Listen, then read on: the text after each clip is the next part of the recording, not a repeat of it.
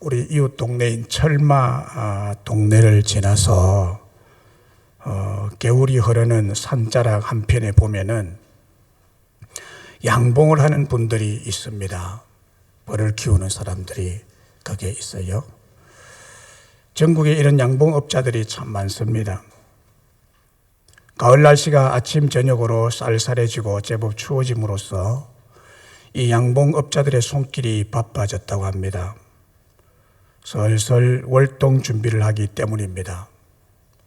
월동 준비는 주로 추운 겨울을 나기 위한 꿀벌에 먹이는 형편을 살피는 작업을 하는 것이라고 합니다. 비축한 꿀로 겨울을 버텨내야 할 꿀벌들에게 가장 중요한 생명을 지키는 작업이라는 것입니다. 그런데 이 꿀벌의 생태계를 유심히 살펴보면 교회의 생태와 참 많이 닮았습니다. 일반적으로 여왕벌, 숫벌, 일벌로 분류합니다. 우두머리인 여왕벌의 존재가 절대적입니다. 여왕벌이 없으면 일벌들의 수명이 일주일 정도밖에 안 된다고 합니다. 그러나 여왕벌과 함께 있으면 일벌들의 수명은 2년 내지 3년간 길어진다고 합니다. 그리고 여왕벌이 이동하여 벌집을 나와 나뭇가지에 앉으면 그를 따르는 일벌들이 일제히 따라 나와서 여왕벌을 보호하기 위해 여왕벌을 중심으로 운집을 합니다. 그리고 진짜 일터의 주인공은 대다수를 차지하는 일벌들입니다. 일벌이 없는 벌집은 존재가 불가능합니다. 꿀벌의 세계에 있어서는 일벌이 곧 교회를 유지하는 성도들입니다. 일벌이 지닌 다채로운 능력이 영토인 벌집을 유지시킵니다. 벌집을 운영하기 위해서 필요한 모든 일을 도맡아 감당하는 자가 일벌입니다. 태어난 지 얼마 안 되는 일벌은 밖으로 나가지 않고 집안 일을 담당합니다. 여왕벌에게 로얄 젤리를 만들어 먹이를 주고 새로 태어난 알들을 돌보는 일을 담당합니다. 좀 더 크면 집을 유지하는 역할이 주어지는데 몸속에서 끄집어내는 밀랍으로 벌집을 만들고 보수하고 방을 늘리는 일을 합니다. 벌집의 냉난방도 전담합니다. 여름이면 날개짓으로 온도를 내리고 겨울에는 가슴 근육을 진동시켜서 열을 내어서 집안을 따뜻하게 만든다고 합니다. 주식인 꿀을 채집하는 활동은 알에서 깨어난 부화후 최소 20일 이상 지난 성인 꿀벌이 담당한다고 합니다. 외부에 나가 꿀을 채집하는 일은 가장 위험한 일인데 그 위험한 일을 절대로 어린 꿀벌들에게 맡기지 않고 성인 꿀벌이 맡는다고 합니다. 성인 일벌이 꿀을 찾기 위해서 하루에 40회 내지 50회를 벌집과 꽃 사이를 왕래하고 또 꿀 1kg을 채취하기 위해서는 지구 한 바퀴 거리인 4만 킬로미터를 날아다닌다고 합니다. 이와 같이 교회의 새신자도 보살핌을 받다가 신앙이 성숙된 뒤에는 직분을 받고 교회를 위해서 일하는 교회의 모습과 이 꿀벌 세계가 꼭 닮은 꼴입니다. 특별히 위험한 일 중에 하나가 벌집군 붕괴 현상이라는 것이 있다고 합니다. 벌집군 붕괴 현상은 꿀을 채집하려 떠난 일벌이 벌집으로 돌아오지 않아서 여왕벌과 유충이 폐사하는 끔찍한 일이 일어난다고 합니다. 다시 말하면 일벌의 상징인 팽신도의 감소는 교회의 쇠퇴와 직결됩니다. 교회의 중대한 일은 소수의 중직자들이 하지만은 실제로 교회를 살찌우고 셀방을 만들고 부흥시키고 유지하는 책임과 사명은 모든 성도들의 몫입니다. 출산과 육아교육과 훈련을 거쳐 직분을 맡고 각 분야에서 개개인이 크고 작은 힘이 유기적으로 결합해서 엄청난 부흥 결과를 만들어내는 것입니다. 그런데 코로나로 인한 벌집군 붕괴 현상이라는 아주 위험한 병이 한국 교회에 지금 나돌고 있습니다. 벌집을 나간 일들이 돌아오지 않고 있고 일벌들의 천적인 말벌들이 엄청나게 불어나서 일벌들을 공격하고 죽이고 있습니다. 교회의 평신도들의 천적인 이단과 거짓 교사가 엄청나게 불어나서 일벌들을 공격하는 말벌들처럼 귀한 일꾼들을 유혹하고 공격해서 섬기던 교회로 돌아오지 못하도록 심령을 죽이고 있습니다. 성경은 하나님 말씀을 내세워 진리를 사욕을 채우기 위해 다르게 해석하고 진리가 아닌 것을 가르치고 다른 복음을 전하는 종교인을 거짓 선지자, 거짓 율법학자, 거짓 교사라고 지적하고 있습니다.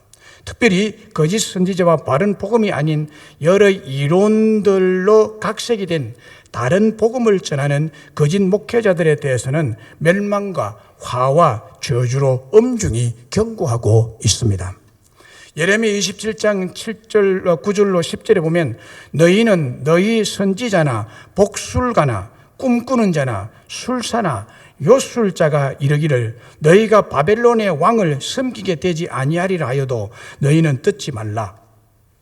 그들은 너희에게 거짓을 예언하여 너희가 너희 땅에서 멀리 떠나게 하며 또 내가 너희를 몰아내게 하며 너희를 멸망케 하느니라. 칼과 기근과 전염병으로 내가 치리라 라고 말씀합니다. 그리고 14절로 15절에 보면은 그러므로 당신들은 바벨론의 왕을 섬기게 되지 아니하리라는 선지자의 말을 듣지 마소서. 그들은 거짓을 예언함이니이다. 이는 여호와의 말씀이니라. 내가 그들을 보내지 아니하였거늘 그들이 내 이름으로 거짓을 예언하니 내가 너희를 몰아내리니 너희와 너희에게 예언하는 선지자들이 멸망하리라 라고 했습니다. 자, 이 말이 무슨 말인가 하면은 하나님의 뜻과 섭리에 의해서 이스라엘 백성들이 바벨론 나라에 망합니다. 망할 것이라고 말씀을 했습니다. 그래서 바벨론 나라가 완전히 망하고 바벨론 나라의 포로가 되어서 바벨론 왕을 섬기도록 한 것이 하나님의 뜻이요 하나님의 섭리였습니다. 그런데 이것을 예레미야 선지자는 바로 선포를 하는데 거짓 선지자가 나왔습니다. 거짓 선지자, 복술가, 꿈꾸는 자, 술사와 요술자가 이르기를 너희가 바벨론의 왕을 섬기게 되는 불행한 일이 나지 않는다. 염려하지 마라. 하나님께서 평안하게 하실 것이다 라고 자꾸 이야기한다는 거예요. 하나님 분명히 이스라엘을 치시고 멸망시키셔서 바벨론에게 잡혀가가지고 바벨론 왕을 섬길 것이라고 한 것이 참된 메시지인데 거짓 선지자들이 나가지고 그 말 믿지 마라. 우리나라 안 망한다라고. 우리나라는 평안할 거야. 안 망할 거야. 바벨론 왕 섬기는 일이 없을 거야. 라고 거짓 선지자들이 나서 말한다는 거예요. 그래서 하나님이 이렇게 예레미야 선지자가 바른 메시지를 전하는데 듣지 아니하고 평안하다 하는 이런 사람들의 거짓 선지자를 내가 연병으로 다 죽일 것이고 멸망시킬 것이다라고 그렇게 말씀하는 것입니다. 그래서 이런 거짓 선지자와 복술가 혹은 꿈꾸는 자, 술사와 요술자들이 평안으로 사람들을 미혹한다는 거예요. 그래서 하나님께서는 내가 그들에게 메시지 준 적이 없다고 말씀합니다. 그래서 이런 자들은 모두 칼과 기근과 전염병의 심판으로 죽임을 당하게 될 것이라고 경고한 말씀이 예레미야 27장에 나와 있습니다. 오늘 이 시대를 향한 말씀이라고 저는 보아집니다. 그래서 거짓 선지자의 말을 듣지 말라고 참된 선지자 예레미야가 하나님의 말씀을 전하고 있는 것입니다. 에스겔서 13장 3절에서도 주 여호와의 말씀에 본 것이 없이 자기 심령을 따라 예언하는 어리석은 선지자에게 화가 있을진저라고 말했습니다. 예수님께서도 하나님의 말씀을 왜곡하고 사욕을 위해서 잘못 사용하고 외식하는 바리새인들과 서기관들을 강하게 그리고 맹렬하게 꾸짖으셨습니다. 마태복음 23장 13절에 화 있을진저 외식하는 서기관과 바리새인들이여 너희는 천국 문을 사람들 앞에서 닫고 너희도 들어가지 않고 들어가려 하는 자도 들어가지 못하게 하는도다 라고 말씀하고 있습니다. 또 사도들은 예수 그리스도의 십자가의 보혈의 은혜로 얻은 복음을 왜곡하고 교모히 변형시켜 다른 복음을 전하는 것과 다른 복음을 전하는 거짓 교사, 거짓 사도들에 대해서 하나님의 저주가 내릴 것을 경고했습니다. 갈라디아서 1장 6절로 9절에 그리스도의 은혜로 너희를 부르신 이를 이같이 속히 떠나 다른 복음을 따르는 것을 내가 이상하게 여기노라. 다른 복음이 있다는 거예요. 복음과 아주 비슷한 다른 복음이 있다는 거예요. 그래서 여러분들이 이 다른 복음에 쏘가 넘어갈 가능성이 참 많다는 것입니다. 복음과 비슷해서 분별이 안 되는 다른 복음이 지금 유튜브를 통해서 엄청나게 한국교회에 지금 퍼지고 있는 상황입니다, 여러분. 그래서 이 다른 복음을 접해가지고 하나님의 은혜로 너희를 부르신 이를 이같이 속히 떠나서 다른 복음을 따르는 것을 내가 이상하게 여기노라. 다른 복음은 없다. 다만 어떤 사람이 너희를 교란하여 그리스도의 복음을 변하게 하려 함이라. 그러나 우리나 혹은 하늘로부터 온 천사라도 우리가 너희에게 전한 복음 외에 다른 복음을 전하면 저주를 받을지어다. 우리가 전에 말하였거니와 내가 지금 다시 말하노니 만일 누구든지 너희가 받은 것 외에 다른 복음을 전하면 저주를 받을지어다. 두 번이나 강조하고 있습니다. 심지어 집에 들이지도 말고 인사도 하지 말라고 경고했습니다. 요한 2서 1장 7절과 10절에 보면 이렇게 말합니다. 미혹하는 자가 세상에 많이 나왔나니 이는 예수 그리스도께서 육체로 오심을 부인하는 자라. 이런 자가 미혹하는 자여 즉 그리스도니 라고 했습니다. 그리고 10절에 보면 누구든지 이 교훈을 가지지 아니하고 너희에게 나아가거든 그를 집에 들이지도 말고 인사도 하지 말라 라고 했습니다. 성경에서 엄중한 심판을 맹한 사람들은 모두 하나님의 말씀인 성경을 내세워서 성경을 이용해서 거짓을 가르친 거짓 사도, 거짓 선지자들이었습니다. 오늘날로 말하면 성경을 가지고 이단과 거짓 교훈과 사욕에 물든 목회자들입니다. 문제는 이러한 거짓 선지자, 거짓 율법학자, 거짓 사도나 교사가 당대에 수많은 사람들의 환영과 지지를 받았다는 점입니다. 많이 따랐다는 거예요. 그러니까 많이 따르니까 그것이 참된 줄 알고 따라간다는 거죠. 그러나 그 결국은 하나님의 심판이 기다리고 있다는 사실을 기억해야 되는 것입니다.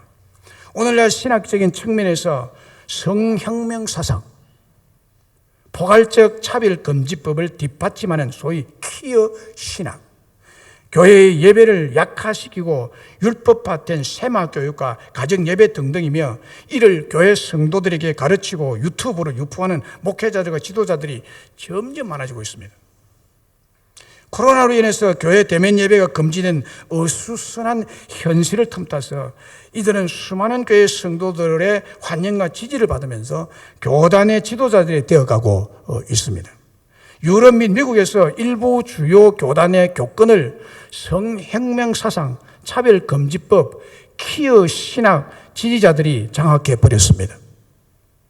교회가 지금 엄청나게 이게 잘못되어 가고 있습니다. 우리 한국교회도 이런 조짐이 유튜브를 통해서 강하게 일어나고 있고 복음적인 교회를 떠나고 있다는 사실이 너무나 안타깝고 슬프며 또한 미래가 두렵기도 한 것입니다. 오늘 본문은 교회의 참된 모습을 아름다운 포도원으로 비유해서 말씀하고 있습니다. 아가서는 솔로몬 왕과 술람미 여인과의 순결한 사랑을 기록한 말씀으로서 대부분 비유와 반복법으로 구성이 되어 있습니다. 솔로몬 왕은 만왕의 왕이신 하나님을 비유하고 그 사랑의 대상의 술람미 여인은 그의 신부인 교회의 성도들을 비유하고 있습니다. 그리고 포도원은 교회를 비유하고 있습니다. 이 포도원이 오늘 심각한 공격을 받고 있습니다. 그래서 어떤 의미에서는 참 두려운 현실입니다. 그러나 두려워할 필요가 없습니다. 왜 두려워할 필요가 없느냐? 두려워하지 말아야 할 이유가 무엇일까요? 그것은 포도원의 주인은 하나님이시고 그 포도원을 하나님이 사랑하고 계시기 때문입니다. 13절에 보면 무화과 나무에는 푸른 열매가 익었고 포도나무는 꽃을 피워 향기를 토하는구나. 나의 사랑 나의 어여쁜 자 일어나서 함께 가자. 나의 사랑 나의 어여쁜 자야 일어나서 포도원에 같이 가자라는 것입니다. 사랑하는 자와 함께 사랑스러운 포도원에 같이 가자. 이것은 하나님이 포도원을 사랑하고 계신다는 말씀이죠. 그리고 15절에 우리의 포도원에 꽃이 피었다라고 말씀하고 있습니다. 이 포도원은 포도나무가 많이 심겨져 있는 가수원을 포도원이라 그러죠. 이 포도원은 하나님의 백성들이 많이 심겨져 있기 때문에 하나님의 교회를 비유하고 있는 것입니다. 교회를 상징하는 포도원은 이스라엘 백성들과 깊은 관련을 맺고 있습니다. 이사야서 5장 1절로 4절에 보면 나는 내가 사랑하는 자를 위하여 노래하되 내가 사랑하는 자의 포도원을 노래하리라. 내가 사랑하는 자의 포도원을 노래하리라. 내가 사랑하는 자에게 포도원이 있으며 심히 기름진 사내로다. 땅을 파서 돌을 제하고 극상품 포도나무를 심었도다. 그 중에 망대를 세웠고 또 그 안에 술터를 팠도다. 좋은 포도 맺기를 바랐더니 들포도를 맺었도다. 예루살렘 주민과 유다 사람들아 구하노니 이제 나와 내 포도원 사이에서 사리를 판단하라. 내가 내 포도원을 위하여 행한 것 외에 무엇을 더할 것이 있으랴. 내가 좋은 포도 맺기를 기다렸거늘 들포도를 맺으면 어찌 됨인고 라고 했습니다. 여기서는 내가 사랑하는 자의 포도원을 노래하리라고 말씀하고 있습니다. 하나님께서 사랑하는 독생자 예수님의 포도원을 의미하고 있는데 그 포도원을 사랑한다고 말씀하고 있습니다. 포도원을 너무 사랑하니까 포도원을 위해서 사랑의 수고를 다 했다고 합니다. 기름진 옥토에 포도원을 건설하고 거기에 땅을 파고 돌을 제거하고 망대를 세우고 포도즙 틀을 파고 극상품 포도나무를 심었다고 했습니다. 이 수고가 다 사랑의 희생이죠. 사랑하기 때문에 포도원을 사랑하기 때문에 포도원을 위해서 이런 수고를 다 했다는 것입니다. 한마디로 하나님은 교회를 너무 사랑하고 계시는 줄로 믿습니다. 요한복음 15장 1절과 5절에 보면 나는 참 포도나무의 내 아버지는 농부라. 나는 포도나무의 너희는 가지라. 그가 내 안에 내가 그 안에 거하면 사람이 열매를 많이 맺나니 나를 떠나서는 너희가 아무것도 할 수 없습니다 라고 했습니다. 여기 예수님을 믿는 우리들을 포도원의 포도나무 가지들이라고 말씀하고 있습니다. 이 가지들이 모여있는 곳이 포도원입니다. 이 포도원은 오늘 우리들의 교회를 예표하죠. 여러분이 앉은 이 교회가 포도원입니다, 여러분. 하나님 아버지는 이 포도원의 주인이시고 포도나무는 예수님이시고 포도 열매를 맺는 포도나무 가지는 예수님께 붙어 있는 예수 믿는 성도들인 저와 여러분을 가리키고 있습니다. 그래서 포도원은 우리들이 모여있는 교회를 비유한 것이고 이 교회의 주인은 하나님 아버지시라는 사실을 한시도 잊어서는 안 될 줄로 믿습니다. 교회의 주인은 하나님이십니다. 그 누구도 아닙니다. 이 목사도 이 교회 주인이 아니고요. 장로도 교회 주인이 아니고요. 권사도 교회 주인이 아니고요. 어느 특출한 사람이 재정을 많이 투자한 어떤 집사의 소유도 아닌 것입니다. 교회는 주인이 하나님이십니다. 교회의 소유권은 하나님께 있습니다. 이거를 한시도 잊어서는 안 돼요. 그러니까 자기가 주인이니까 자기를 이 교회를 사랑하죠. 하나님이 이 교회를 사랑하고 이 교회에 속한 여러분들을 같이 사랑하고 계십니다, 여러분. 얼마나 여러분을 사랑하는지 몰라요. 우리가 모일 때 이것이 교회가 되는 것이거든요. 그러므로 우리는 두려워하거나 염려할 필요가 없다는 말씀이에요. 역사상 교회는요, 초대교회에서 지금까지 많은 이단들의 공격을 수없이 받아왔습니다. 다른 복음의 공격을 교회가 엄청나게 받아왔습니다. 오늘 현대만 교회가 공격받는 것이 아니에요. 초대교회 때부터 다른 복음으로 공격을 받아왔어요. 그러니까 갈라디아에서 사도 바울이 다른 복음을 가지고 교회를 이렇게 핍박하고 교회 사람들을 끌어내서 다른 교원에 빠지게 만들고 이랬잖아요. 그래서 하나님의 저주를 이렇게 말씀하고 있는 거거든요. 교회를 유지하기 위해서요. 우리 하나님은요, 교회를 너무 사랑하고 계시기 때문에 우리는 두려워할 필요가 없다 하는 것입니다. 사도행전 9장에 보면 사울이 바리새인이었을 때 잊지 못할 영적인 크나큰 체험을 했습니다. 그가 예수님을 구세주로 믿고 메시아로 믿는 성도들을 박해하기 위해서 선봉장이 되어서 다메섹으로 내려가던 길이었습니다. 다메섹으로 내려가던 날 정오쯤 되었을 때 일입니다. 갑자기 하늘에서 강력한 햇빛보다 더 밝은 빛이 그를 완전히 사로잡았습니다. 그리고 그는 그 빛을 보고 엎드려졌습니다. 그때 하늘에서 음성이 들렸죠. 사울아 사울아, 네가 왜 나를 핍박하느냐? 왜 나를 핍박하느냐? 그래서 사울이 물었습니다. 당신이 누굽니까? 나는 네가 핍박하는 예수다. 그런데요, 사울이 교회를 핍박하고 교회를 없애려고 했지 예수님을 직접 핍박한 것은 아닙니다. 핍박할 수도 없습니다. 예수님 지금 지상에 안 계시니까. 예수님 핍박하지 않았는데 하늘에 들리는 소리는 사울아 사울아, 네가 왜 나를 핍박하느냐라고 했습니다. 예수님 자신을 핍박했다고 말했습니다. 여기서 발견한 진리는 교회를 핍박하는 행위는 곧 예수님을 핍박하는 행위라는 것이에요. 반면에 교회를 사랑하고 교회를 섬기는 행위는 곧 예수님을 섬기고 사랑하는 일임을 분명히 깨닫게 되었다는 것입니다. 그러니까 교회와 예수님은 한 몸이기 때문에 하나님은 포도원인 우리 교회를 너무너무 사랑하고 계십니다. 에베소서 5장 31절 33절에 보면 그러므로 사람이 부모를 떠나 그의 아내와 합하여 그 둘이 한 육체가 될지니 이 비밀이 코도다.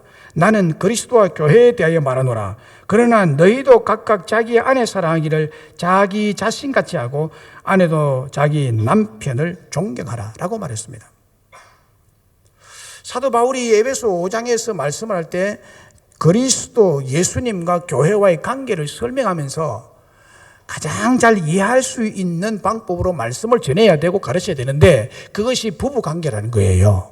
그래서 말이 나온 김에 부부관계도 설명하면서 부부관계와 같이 교회와 그리스도와 교회의 관계가 바로 이런 거다라는 영적 비밀스러운 진리를 가르쳐주고 있습니다. 여러분, 교회와 주 예수님 관계는 남편과 아내의 관계로 비유할 수 있다는 거예요. 부부관계로 비유할 수 있는데 남편이 자기 아내를 자기 몸처럼 사랑하죠. 남편 대신 예수님께서 교회인 우리 교회를 그와 같이 너무너무 사랑한다는 거예요. 너무너무 사랑하고 그분이 희생하고 그분이 섬겨주시고 계시는 것입니다. 포도원 주인이신 하나님께서 우리 교회를 이처럼 사랑하고 계신다는 확정이죠. 요한계시록 1장에도 보면은 7 금촛대와 7 별에 대한 메시지가 나옵니다.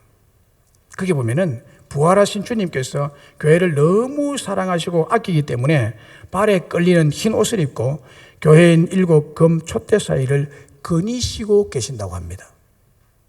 지금도 우리 주님은 이 교회를 떠나지 아니하고 흰 옷을 입으시고 교회 주변을 거닐고 계십니다. 왜요? 도적이나 악한 것들이 들어올까 봐 주님이 친히 지키고 계신다는 거예요. 너무 사랑하니까 떠나지 않아요. 우리 예수님 승천하셨지만 지금도 7 금촛대 사이를 거니시고 계십니다. 관리하고 계십니다. 그리고 교회의 사자인 7 별을 오른손에 붙잡고 계신다고 했습니다. 이것도 교회를 사랑하고 지키시고 계신다는 거죠. 교회를 너무 사랑하고 계시는 부활한 주님 모습을 우리는 요한계시록 1장에서 확인할 수가 있습니다.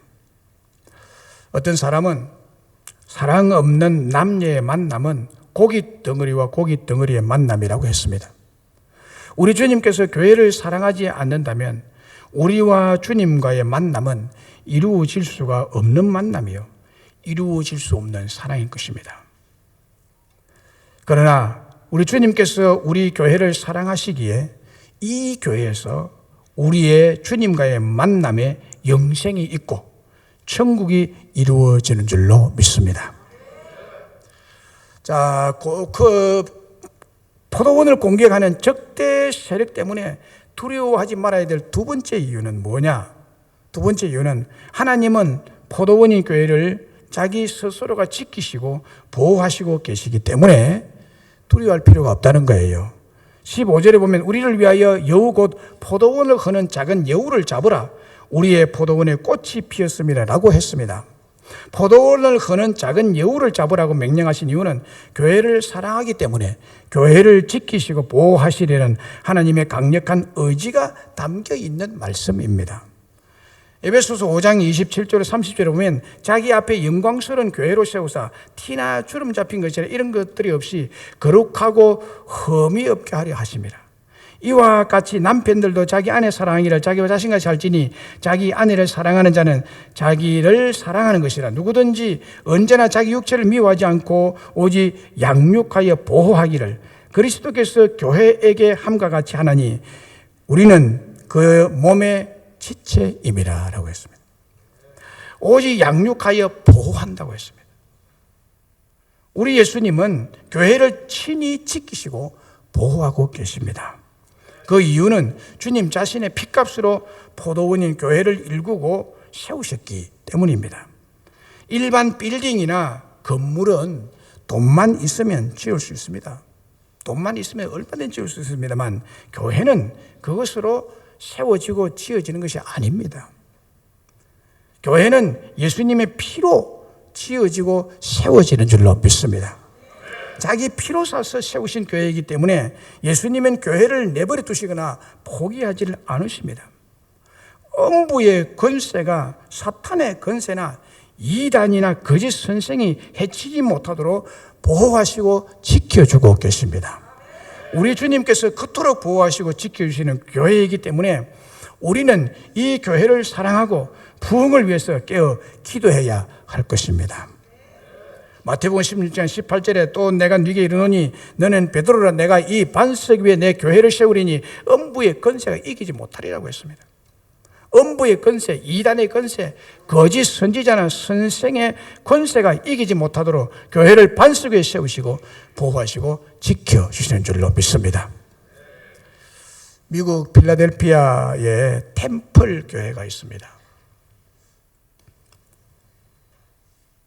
그 교회 초창기에 한 병든 소녀가 찾아왔습니다.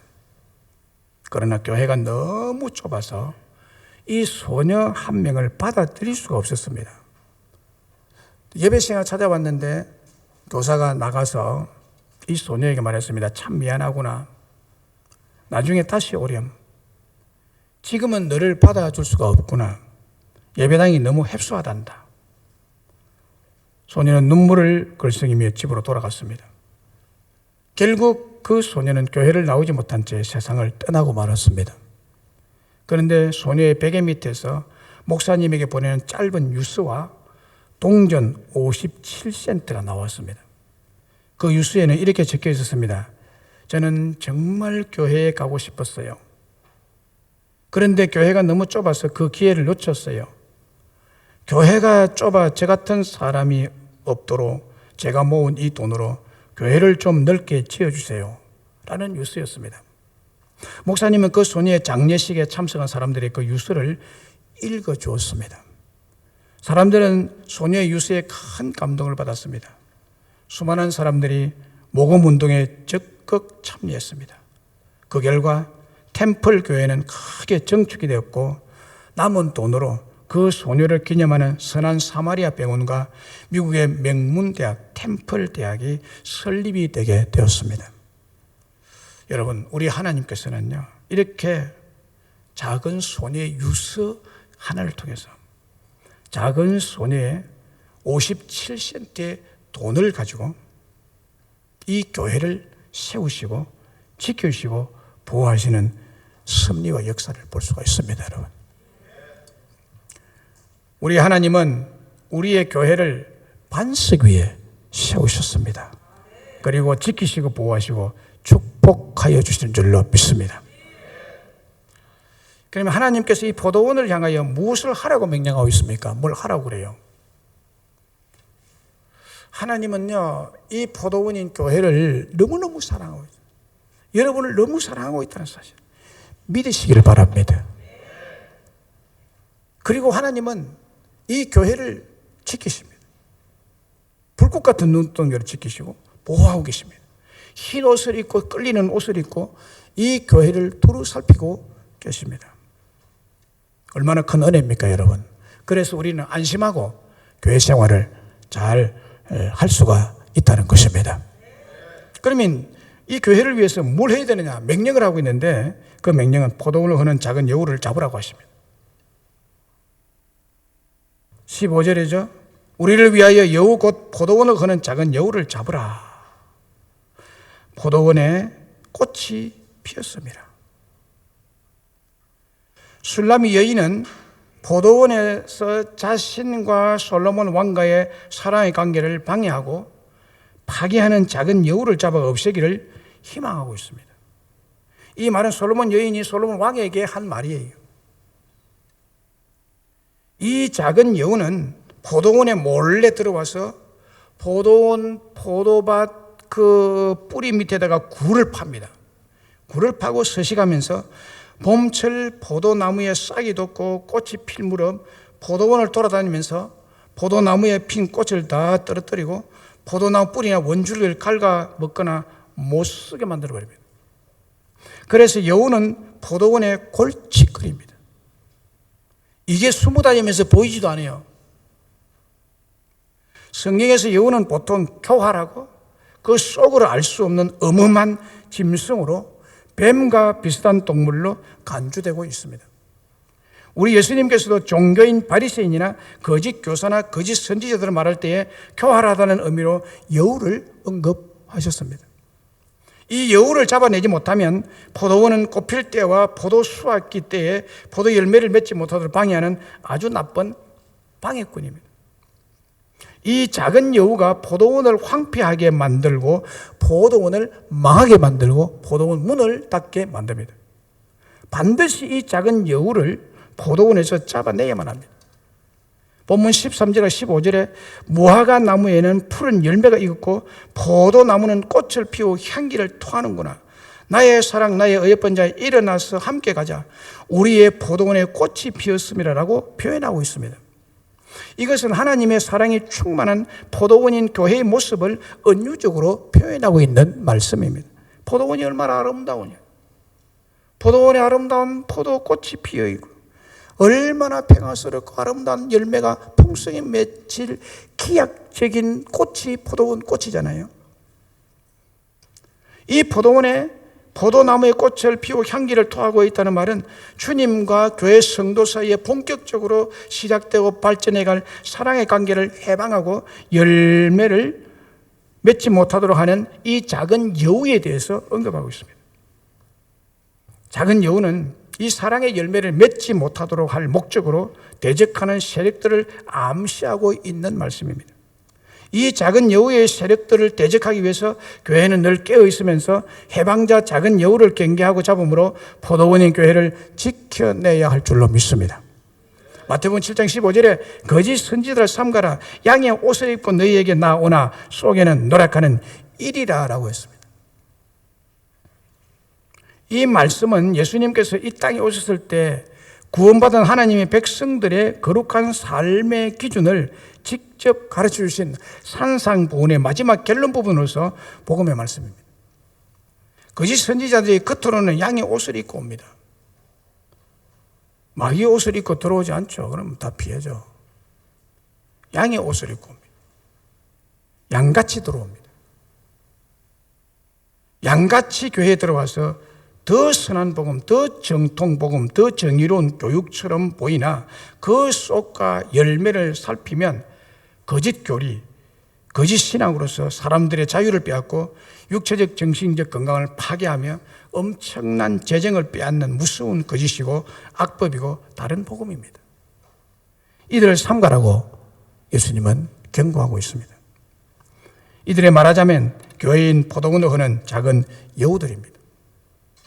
오늘 우리 한국교회가 이렇게 공격받고 있습니다. 여러분들 이것을 아셔야 됩니다. 다소 무거운 오늘 말씀이지만은 정말 교회를 세우시고 교회를 사랑하시고 교회를 지키시고 교회의 은혜를 베푸시고 교회에서 하나님을 만나고 교회에서 영생을 얻는 여러분들을 지키기 위한 것입니다. 여러분. 약 40여 년 전에 1985년도에 일어난 일이니까 약 40여 년 전이죠. 인천 주안장로교 담임 목사님이셨던 나경일 목사님에게 이런 일이 있었다고 합니다.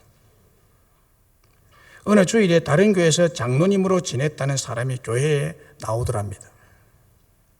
인물이 훤하고 말도 너무너무 잘하고 성경도 잘 아는 사람이었다고 합니다.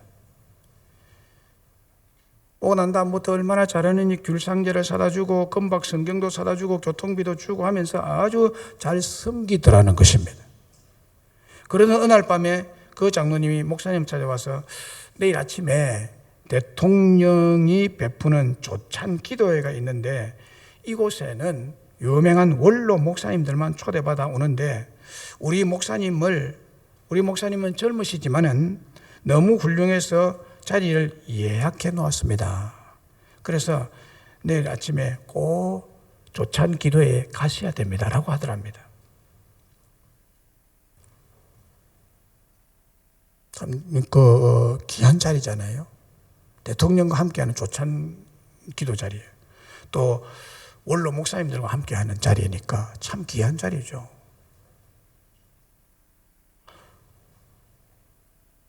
저 같으면 아마 갔을 겁니다.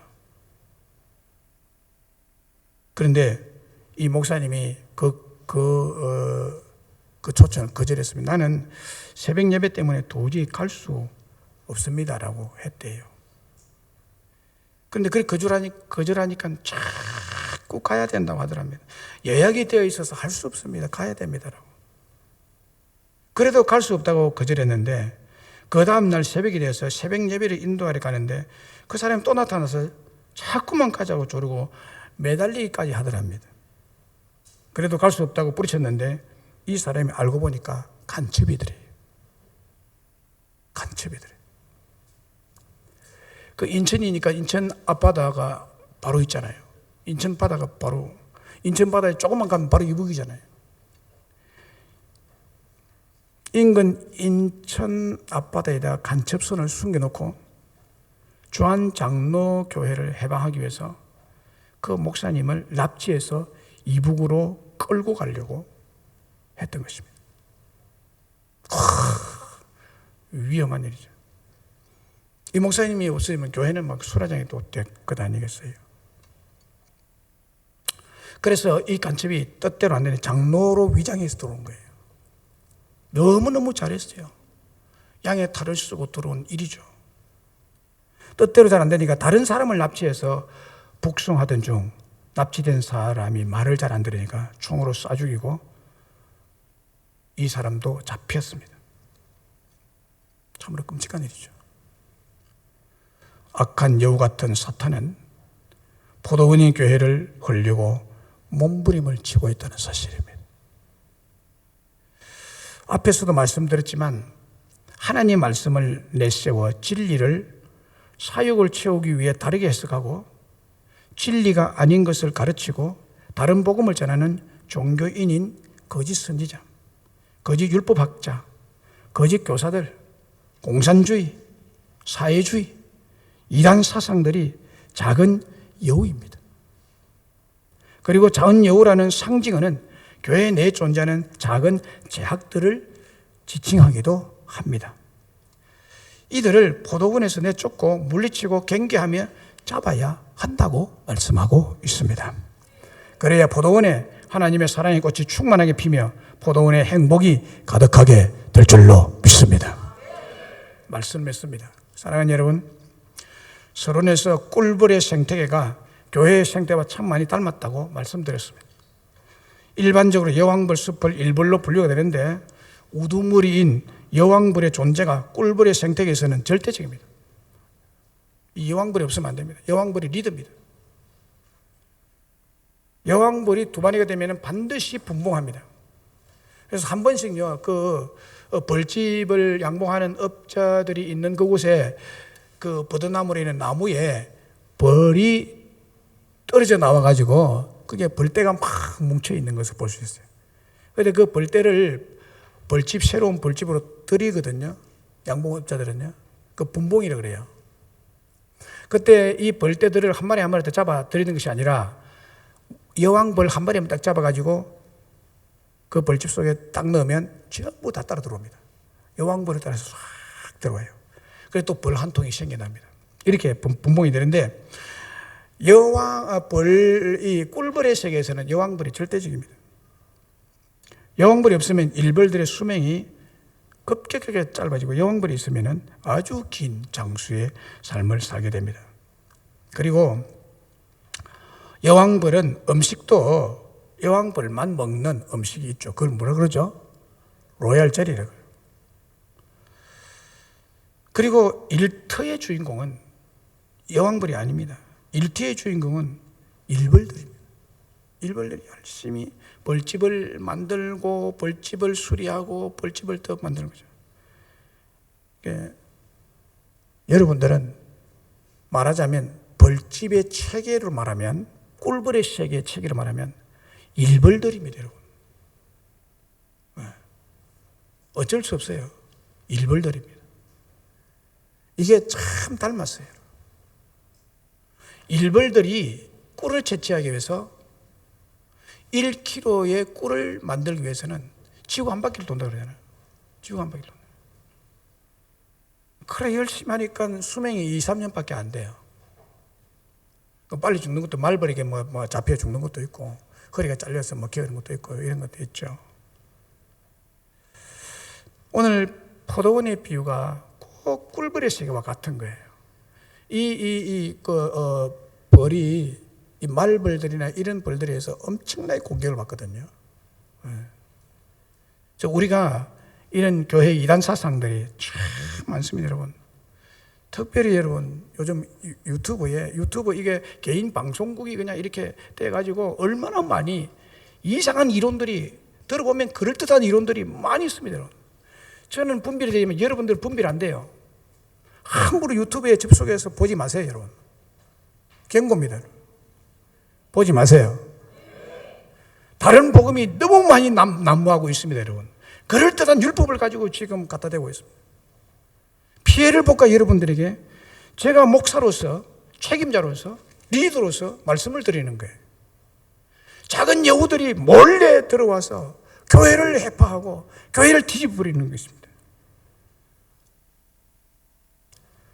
우리 하나님은 두려워할 이유가 없는 이유를 제가 두 가지로 말씀드렸습니다. 이 교회를 우리 주님은 너무너무 사랑하고 계신다는 거예요. 자기 아내처럼 사랑하고 계신다는 거예요.